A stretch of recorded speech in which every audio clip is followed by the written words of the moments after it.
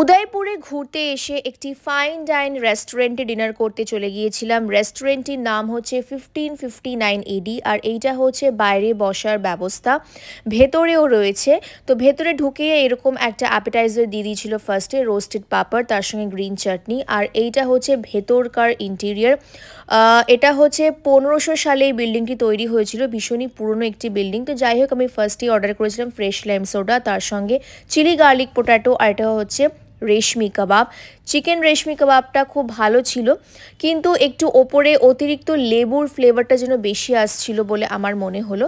তো যাই হোক, হয়তো অনেকে যারা লেবুর ফ্লেভারটা পছন্দ করবে তাদের হয়তো ভালোই লাগবে।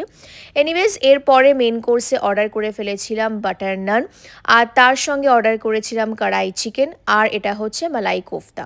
তো এরকম গরম গরম চিকেনের লেগ পিস সার্ভ করে দিল। আমার তো বেশ ভালোই লাগে লেগ পিস খেতে, আর তার সঙ্গে এরকম গরম গরম মালাই কোফতা সুইট গ্রেভির সঙ্গে খেতে খুব ভাল লাগে। তো একবার চিকেনের সঙ্গে ট্রাই করে নিলাম, আর একবার মালাই কোফতার সঙ্গে, আর লাস্টে ভ্যানিলা আইসক্রিম দিয়ে শেষ করলাম। Bye bye.